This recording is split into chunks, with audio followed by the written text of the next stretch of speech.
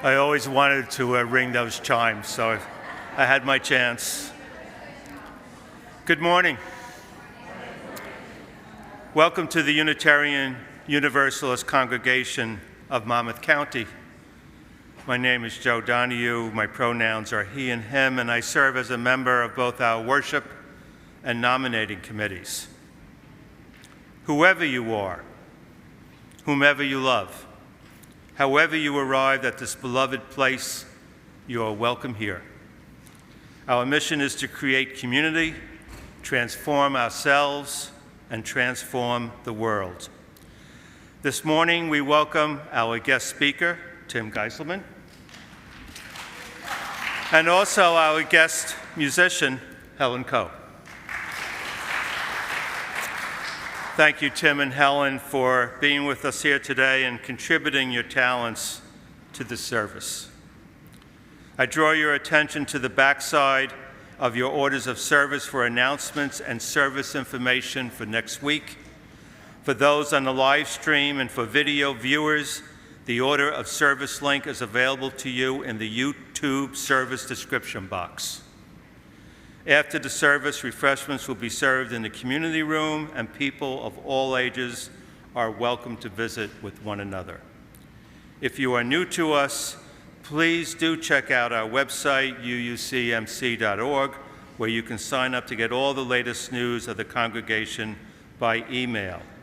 And please join us at the new welcome table in the community room after service today. We look forward to getting to know you better.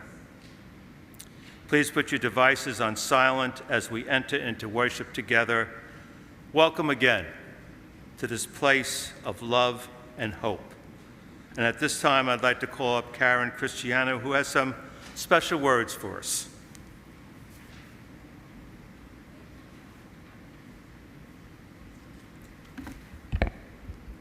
Hi, I'm Karen Cristiana. My pronouns are she and her. I'm a member of the music committee and music coordinator for this service. Musicians who fill in for Michael on Sundays when he doesn't play during the year and throughout the summer are called guest musicians. We hire amazing musicians from the wider community and pay them for their service. We also have very wonderful musicians here as members and friends who we don't pay, but we love that they volunteer for us. The job as guest musician is a big deal. It includes at least 3 solo pieces and accompanying hymns. Sometimes it also includes a pre- and postlude. The guest musician collaborates with the presenter and to match the music to the tone of the service. They choose the solos, review the possible hymns, and they practice, and to give our service the professional musical support that we experience here on Sunday mornings. Helen Coe is our guest musician today. She has been playing and contributing in many ways here at UUCMC for the past 15 years. She let me know as we were preparing for this service that this would be her final time to take full responsibility for the service as guest musician. She does look forward to playing hymns or duets occasionally in the future, but she advised me by saying, "My age isn't creeping up on me, it has crept." So I wanted to take a few minutes to highlight her amazing contributions and thank her for all that she brings to our congregation. She has shared her musical knowledge and talent during services. She's played the Indian flute with Roots and Wings, and she's learned to play the violin from Joel DeWitt and continues to enjoy playing. She was on the music committee for years and brought other pianists like Brian Gilmore and a variety of very talented musicians to UUCMC, who also have contributed to services and programs. When she introduced Brian to us, it had a butterfly effect. Brian comes often now as a guest musician, and he also has introduced us to Ian, who also comes very often, and then he's run fundraisers for us. So you can really see how not only has Helen supported fundraisers herself as in storyteller, as a musician, as a member of UU Singers and Sister Singers, but her contributions have been far-reaching and greatly appreciated by all of us. Today, Helen has chosen music and asked Elaine to play this suite as a duet. The suite is called Summer Dreams by Amy Marcy Cheney Beach, who was living between 1867 and 1944. She was born in New Hampshire. She was the first American woman composer of note, and the Summer Dreams will have 3 parts, which we're very excited for. Helen, thank you for all that you've contributed to our music program, because you've changed it. We are so grateful for the richness and creativity that you've brought to our congregation, and we will stay tuned to hear those hymns and those duets. Thank you so much.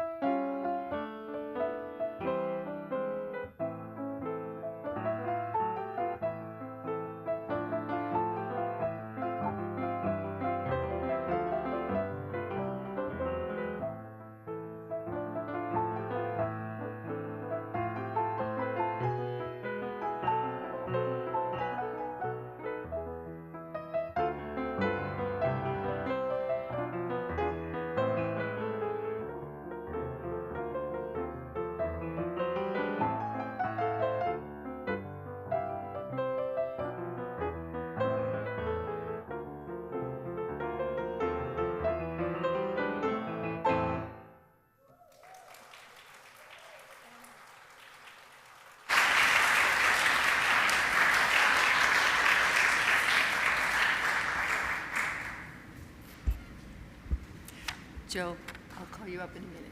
Not yet. Good morning. We come together this morning in a service, excuse me, that contains a few threads. First, I thank Tim for telling us about the high school graduation speech he wished he had received in 1981. We'll also hear the beautiful music of American composer Amy Beach by Helen and Elaine. Since this is the weekend that commemorates the 250th anniversary of the adoption of the Declaration of Independence, Joe will share a reading of Worthwhile Visions for This Nation. And you'll also hear some original words by Helen at the Time for All Ages. We're grateful to all of them. Our call to worship words this morning are an adapted reading by Rebecca Ann Parker called Choose to Bless the World. And I recognize that so many of us here work to contribute to the greater good. She writes, "The choice to bless the world is more than an act of goodwill, a moving forward into the world with the intention to do good. It is an act of recognition, a confession of surprise, a grateful acknowledgement that in the midst of a broken world, unspeakable beauty, grace, and mystery abide. None of us alone can save the world. Together, that is another possibility waiting." For our chalice lighting, I'll call up Joe Grazzide.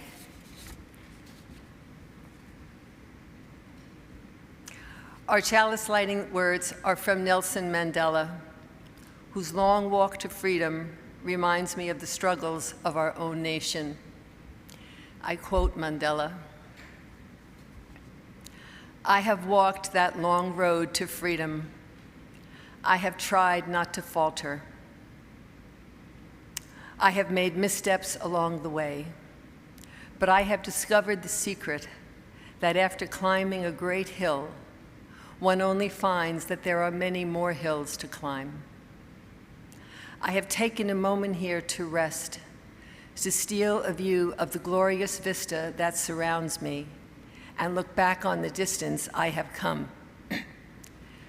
But I can rest only for a moment, for with freedom come responsibilities, and I dare not linger, for my long walk has not yet ended."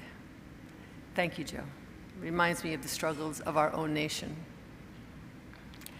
And now, please stand in body or spirit as you're able to sing hymn number 108, "My Life Goes On in Endless Song," and I encourage you to ponder the words of this Quaker hymn, because we all seek inspiration amidst adversity.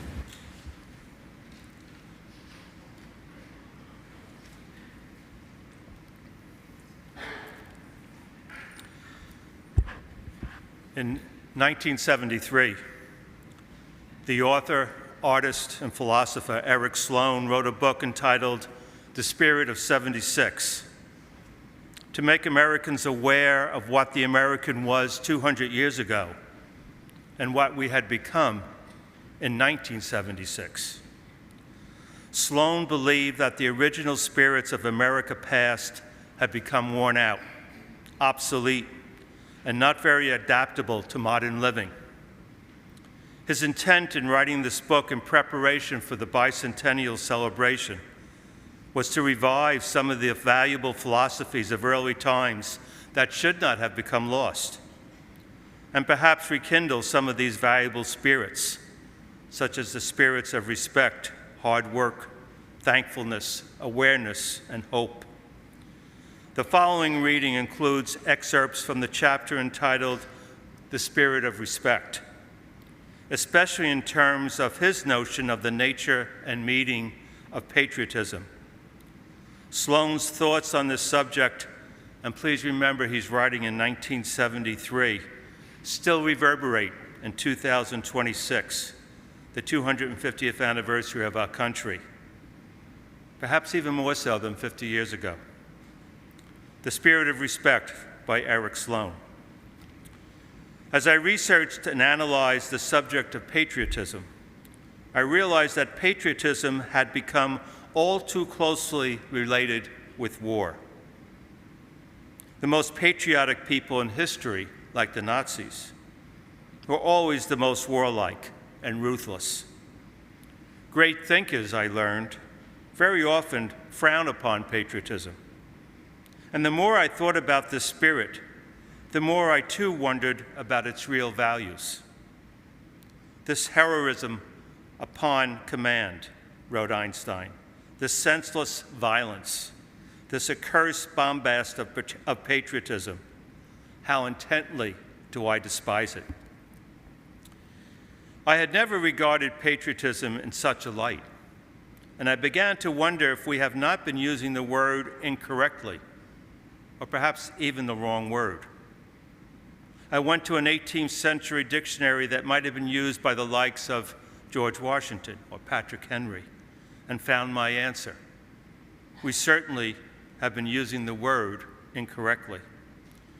Patriotism in the old sense was defined as the spirit of acting like a father to one's country.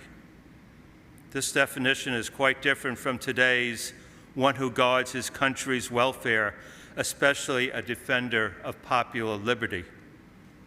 I recalled how Hitler described Nazism as the popular liberty. War, I realized, has for a long while been waged in the name of patriotism instead of nationalism. Nationalism has been one of the most killing diseases of mankind. The American Revolution was actually a patriotic revolution against nationalism. In the beginning, the word patriotism came from the word pater, father. And patriotism was a quality of respect of one who is devoted to his family in a fatherly fashion. It had little to do with war or nationalism. Therefore, I offer that the word patriotism be substituted, whenever possible, by the better word respect. I find respect to be the vanishing American spirit most worthy of return to our beloved nation. Respect for family, respect for the nation and the land, respect for the flag and the law, respect for mankind, and respect for oneself. These have been outstandingly wanting during the last few years. Within the family, within the nation, and to all other nations, the only hope for the survival of civilization is respect or love for one another. In the end, this is all that matters. Eric Sloane, 1973. The need for respect then was no greater than the need for respect now in 2026, the 250th anniversary of our nation.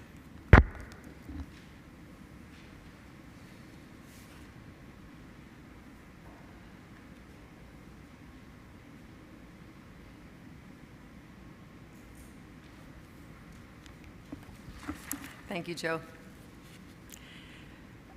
Our time for all ages this morning comes from the back cover of Helen Coe's 2021 memoir entitled Prism, and I have her permission to read this. This selection is appropriate today because it tells us a little more about Helen, as well as a period in American history, and it works well with Tim's theme of examining who we were as younger people and who we became. I quote Helen. This memoir of stories encompasses much history that is fast fading into the distance. I was born in 1933, a time when Mother kept soup by the back door to feed strangers that were hungry, a time of depression and low employment. Living sometimes on a farm and sometimes in town, there was always a ready garden. We knew what it was like to pump fresh water that ran coolly over our hands and be able to drink it right from the earth with no fear. No fancy toys were needed because imaginations provided games to play and things to do. Bicycles were needed to get around to school, the activities of sport, the school band, and traveling country byways to explore. Grandmother's rag bag provided costumes to dress up and share with cousins who, along with aunts, uncles, and grandparents, were often with us. When World War II came along, children were somewhat neglected as the world focused on staying safe and working toward the war effort. There were contests to increase the amount of fat for bullets that was collected in empty cans, milkweed pods collected for life vests, and foil wrapped into big balls for weapons to fight the enemy. My sister Mary and I had an advantage because Granddad always helped out from his hotel with fat and foil from cigarette packages. Music played a large part of our lives, first on a wind-up record player, then a fancy console with classical music played most of the day. Dad loved Ravel's Bolero and would whistle its recurring melody over and over. Grandfather played German operas and Richard Strauss in his barroom, and it would ring out as we spun jacks on the billiard tables. I remember jacks with my sister. Hearing all this music led me to a career I loved, teaching general music, directing choirs, playing in orchestras, and running a private studio. Soothing children at bedtime was a special time. I was grateful for my education at Westchester State Teachers College and Temple University in Pennsylvania, and then SUNY in Plattsburgh, New York. Music has been the glue that still pulls my life together. It continues to sweeten life's adversities and celebrate joys from youth and to now old age. This is a book of tales, singing through it all. Thank you, Helen.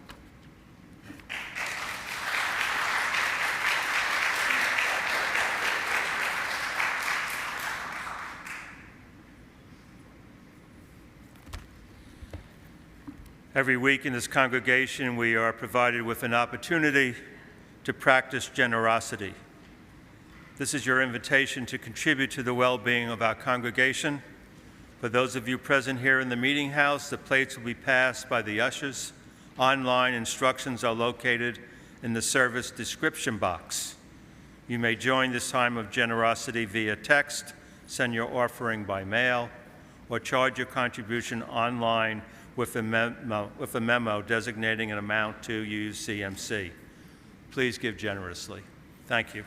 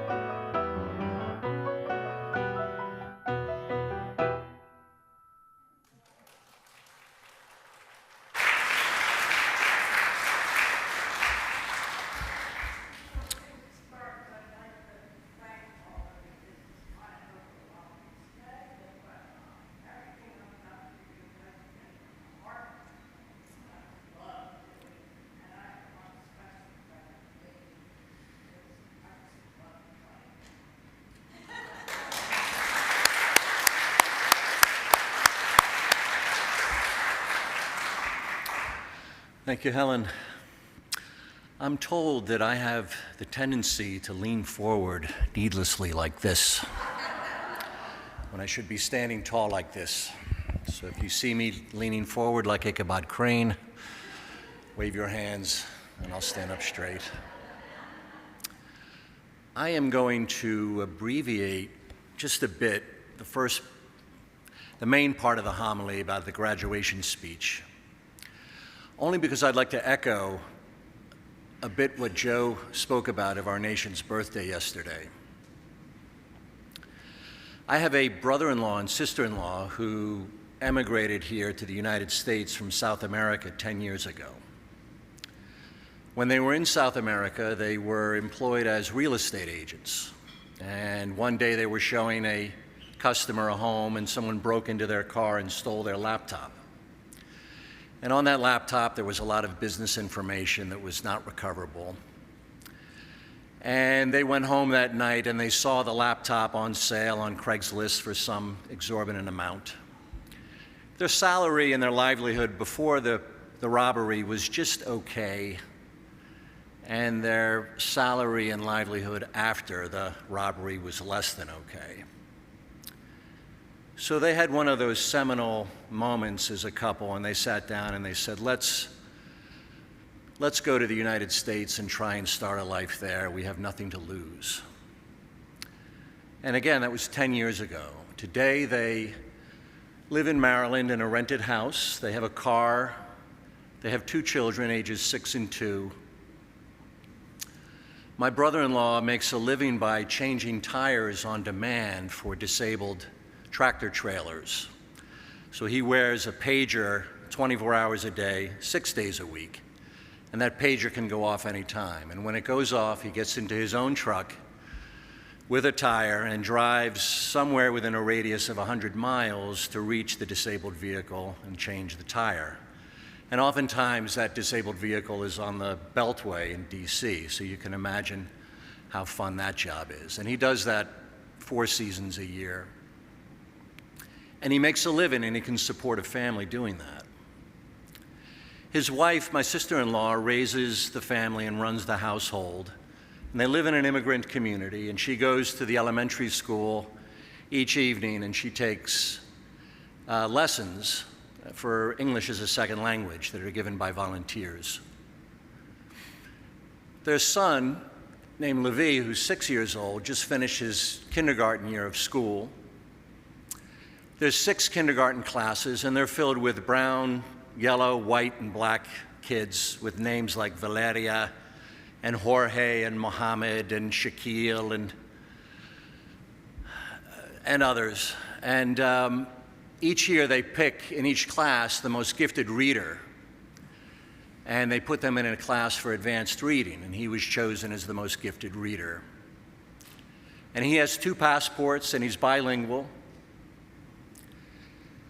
And 50 years from now, when the country is 300 years old in 2076, most of us in this room will probably be scattered across a graveyard somewhere. But my guess is my nephew will be, well, I know he'll be 56. He'll still be around. He'll still be married, or he'll be married. And my guess is he'll have kids and a more humane job than his father. And his kids will ask him about their grandparents, and he'll probably tell them the story I just told you. And they'll say, why did he come here? And the true answer will be, he came here because America is a place where he could make a living and have a better life. And this is one of the many reasons that I love the country. Now, I know a lot of you, and I know a lot of you are upset about the algae in the reflecting pool, about the wrestling match in the White House lawn, about the name-calling, about the pettiness, about a war in Iran that is run mostly over social media with bluster and braggadocio. I know you open the paper each morning and you ask yourself, how did we get here? I would ask you to take heart. I would ask you to think about the backbone that the country still has and the flexibility in that backbone, and that we can endure even the nonsense that we're seeing today. And in that backbone, you can see the face of that backbone when you go to a pizzeria close by and you can hear both Italian and Spanish spoken behind the counter.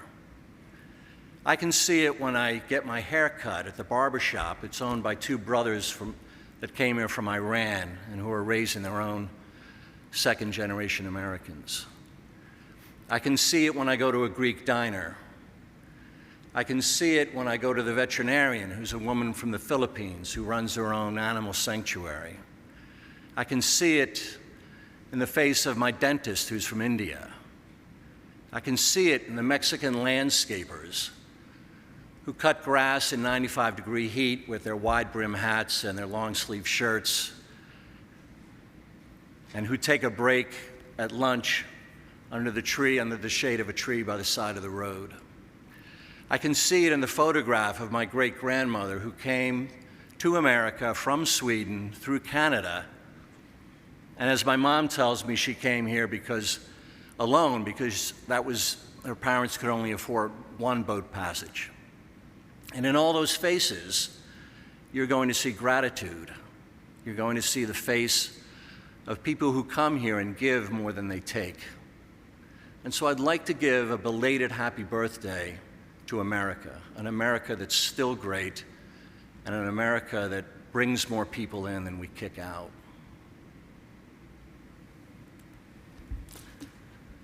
Now, I find in life, as we get to the homily, that some of the most exciting times are those times when you're going through a change and you know it's a change. You can almost hear one door close and another door open. Rather than looking back, you know right now my life is changing. And I can think of 4 instances where that's happened to me. The first one, and this is in the most recent order, was 2 years ago when I retired from work. I worked at AT&T for 35 years. And the last act on the last day is I had to hand in my laptop and my badge. So I went downstairs to a dirty mail room with a lot of empty pallets, and I spoke with a woman through a glass-pane window. And I handed both items to her.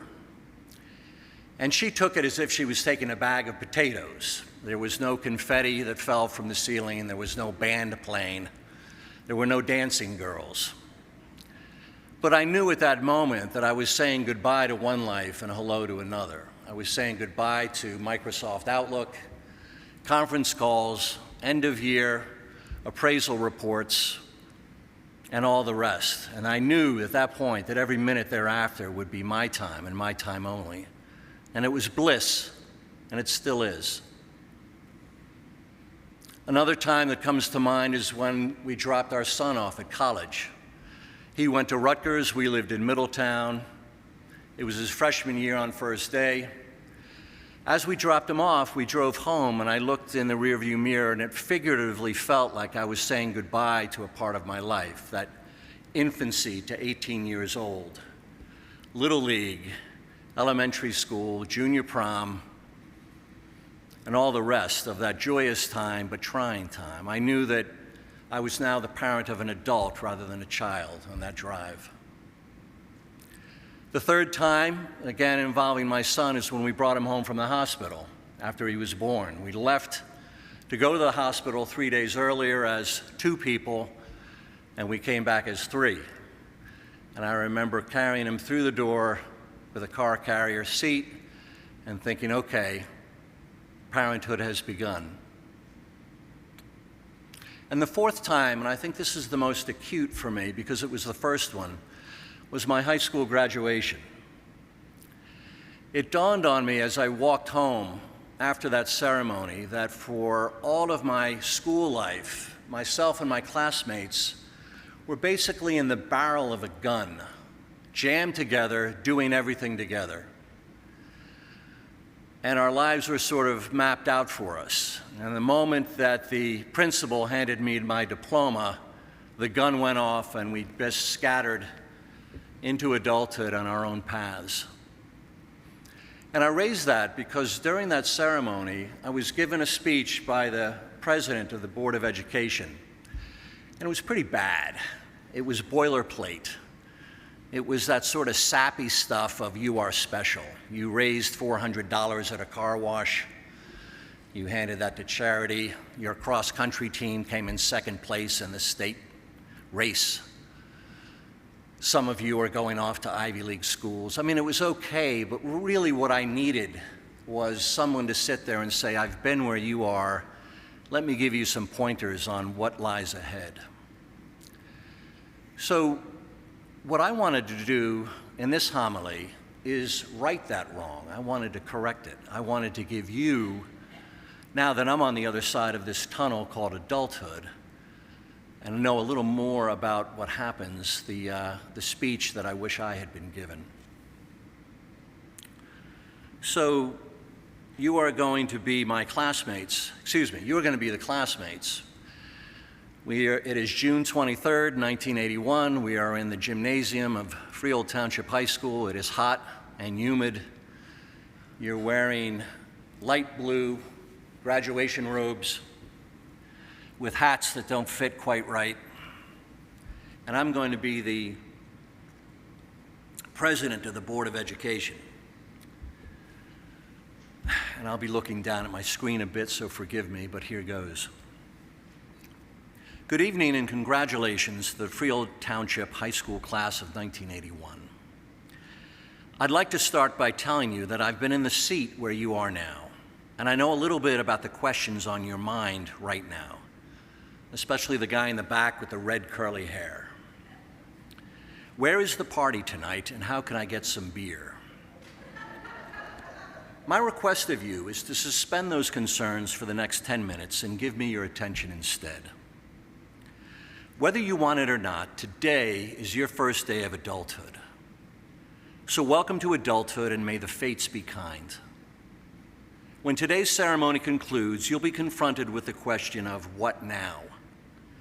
You've never been confronted with this question before.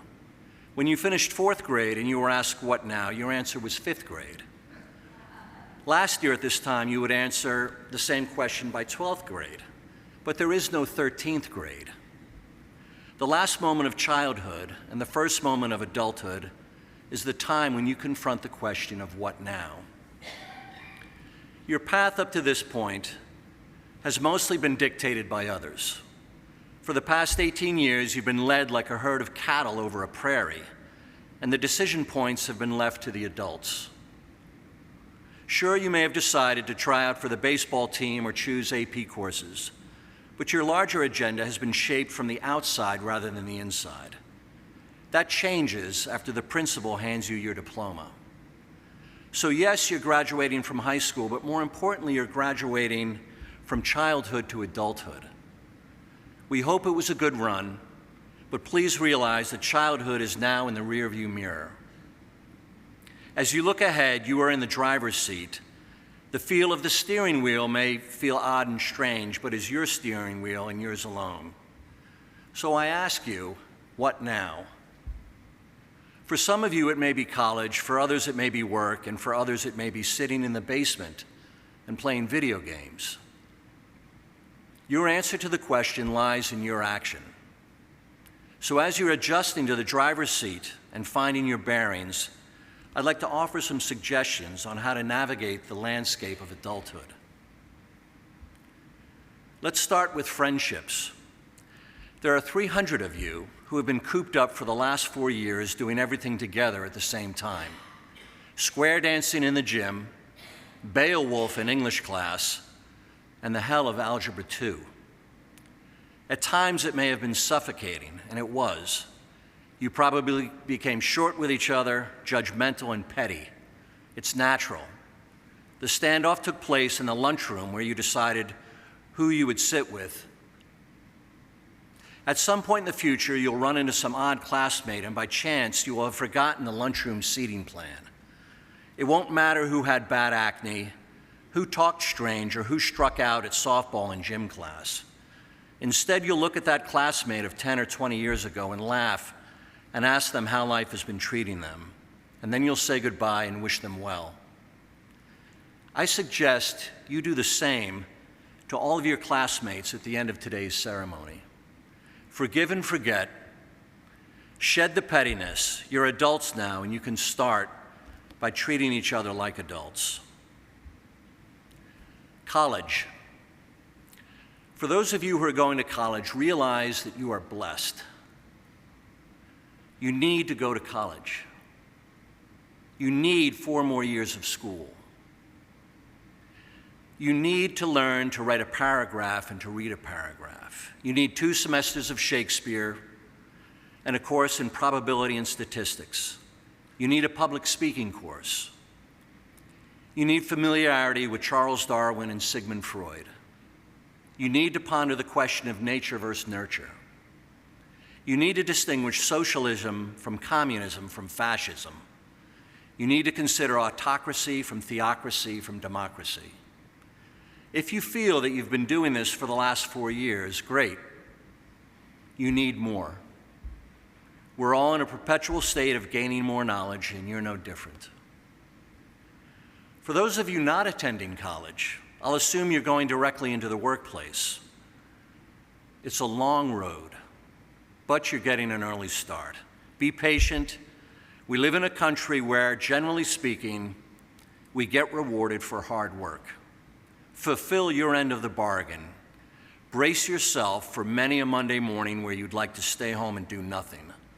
Ignore that impulse and instead get ready for work. That is fulfilling the bargain, and it will work out. For those of you foregoing both college and work, I'll assume you're waiting for life to show you the way. It won't happen. Life will pass you by. Provide your own answer to the question of what now, or life will answer it for you and you won't be happy. Money. You're going to need it.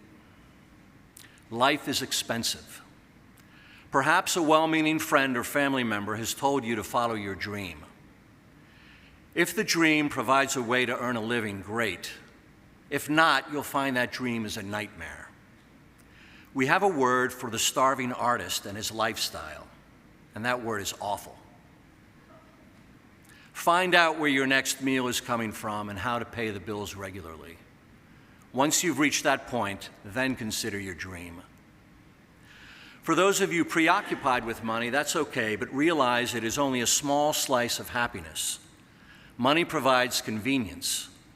It provides relief from financial worry and a certain degree of freedom. But that's where it ends. Yes, you need it, but there are many other boxes you'll need to check on the road to happiness. Health. Your body will reach its physical peak performance in the next decade. Don't waste it sitting on a couch.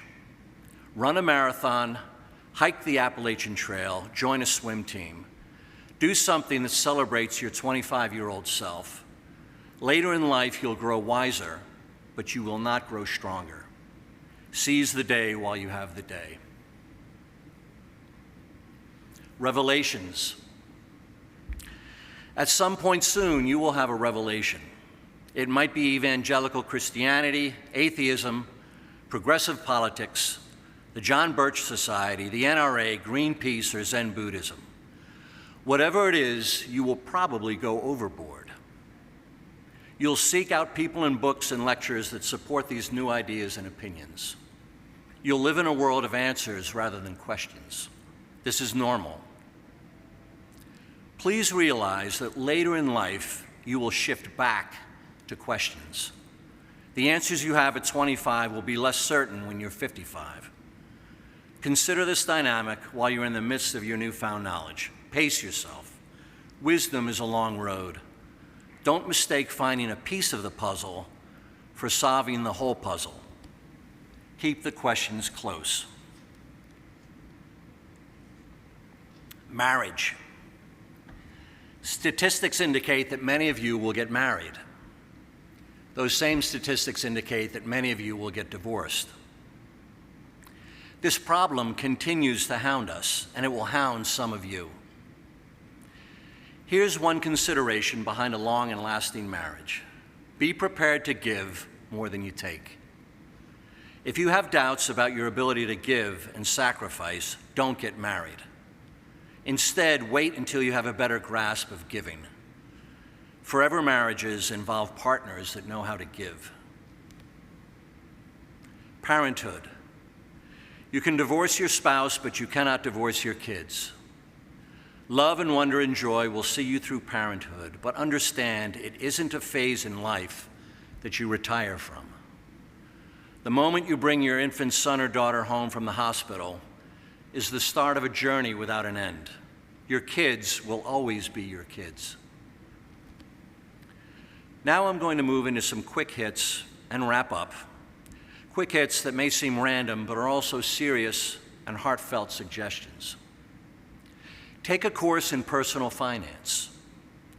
Learn the concepts of interest on a loan, points on a mortgage, federal and state income tax, annuities, dividends, compound interest, 401k. When it comes to money management, do not learn on the fly. Get educated beforehand. Go to your public library, become a reader. Spend time walking through the aisles and ponder the art and the knowledge around you. Soak in the silence. Think of the writers and thinkers and hours of thoughts that live between those book covers. You have access to a public library that costs $5 for as much knowledge as you want. Use it. Spend time learning the history of your parents and grandparents. Ask them pointed questions about their childhood and about what turned them on. When you get older, you will realize that their history crisscrosses with yours. Keep a journal for the next year. Log your thoughts and put the journal away. Years from now, you may want to understand who you were at age 18. The journal will be an invaluable snapshot. Look for opportunities to connect with others, even if it is just momentary. When you go to a restaurant, ask the server what her name is. Thank her when she brings the food. Thank her when she takes the plates away. Make a connection, practice gratitude. Read William Schreier's The Rise and Fall of the Third Reich. Slowly take in the 1,200 pages of this history book. As you do so, consider what transpired and how things went so horribly wrong during the time frame covered in the book. Live in the question of how could this be? Hold that question as a reference point and keep it close. Read the Bible, become familiar with its structure and stories. So much of our culture is rooted in its contents, and you need to understand the references and the associations that you'll come across. Struggle with a foreign language. Listen carefully as your American accent desecrates the pronunciation of words in Spanish, French, and German. Realize when you hear a foreigner wrestling with English that it has no reflection on his or her intelligence. Put yourself in someone else's linguistic shoes. Get a passport and a backpack and travel abroad. Sleep in a hostel, go to museums, live on a tight budget, and take the buses and trains with the locals. Get out in the world. If you think you have a problem with drugs or alcohol, you do. When it comes to drugs and alcohol, be honest with yourself. You can lie to others, but don't lie to yourself. Despite what you may have heard from others, these are not the best years of your lives. For some of you, high school was fun. For others, it was boring. For others, it was miserable. Regardless, you will look back and realize it wasn't a big deal. It wasn't a big deal that you could not find a date for a prom, or you got a C on the Spanish quiz, or you didn't start on the soccer team.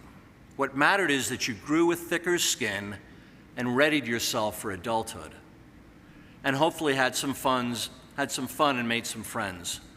But your permanent record file and all its contents will be thrown away in the trash tomorrow.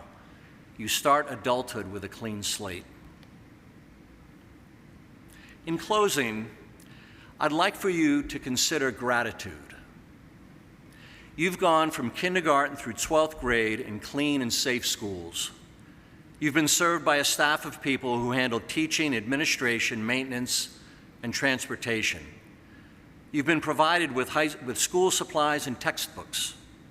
You've been encouraged, pulled, and pushed to learn the gifts of reading, writing, and thinking. You have been the special ones. You have been the customers that everyone else is working for. That's a pretty good deal, and consider that thought during the graduation party tonight. And once again, I'd like to welcome you to adulthood, and thank you.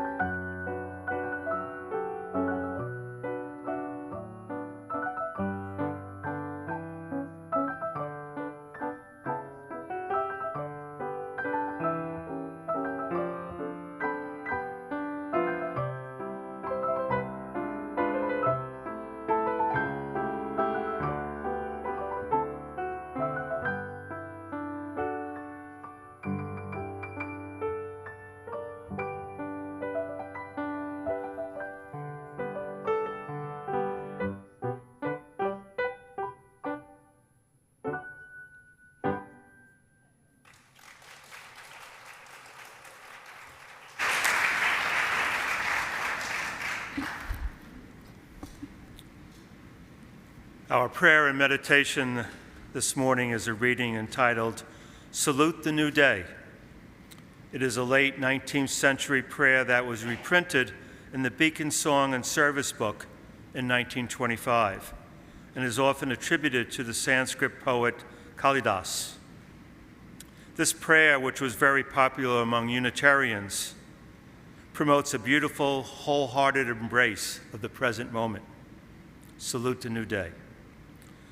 Look to this day, for it is life, the very life of life. In its brief course lie all the truth and reality of your existence, the bliss of growth, the glory of action, the splendor of beauty. For yesterday is already a dream, and tomorrow is only a vision. But today, well lived, makes every yesterday a dream of happiness, and every tomorrow a vision of hope. So let's take a few minutes to take some deep breaths, and in doing so, release any lingering worries from yesterday and focus on the bliss of growth and the glory of action that awaits us in the present moment.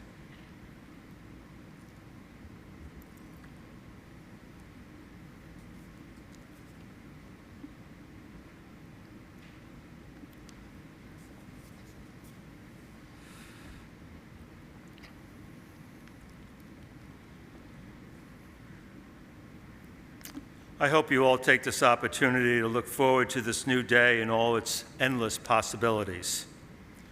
Our closing words for our service today come from the poet Larissa Lane in her poem Maturity. In this short poem, Lane encourages us to leave our regrets behind and instead concentrate on the present and what life has to offer. maturity. As I sit by the window and look out towards the sun, a half of me says, stay, while the other half says, run. I know it's part of life to grow older with each day, but the older that I get, the more I want to run away. All the stress and hard decisions that I'm left to ponder only makes me crazier, as now I'm left to wander. Like a never-ending clock, the days and nights will pass, so I'll hold on to my memories, for only they will last. And I can use them any time to make me laugh or smile or just to sort of drift away and daydream for a while. Although life seems so hard, I thank the Lord each night for blessing me with all the things He's put here in my life. So as I grow in my time of youth, I tell myself one thing: never regret, or you lose out on the things that life may bring. Have a wonderful, joyous day.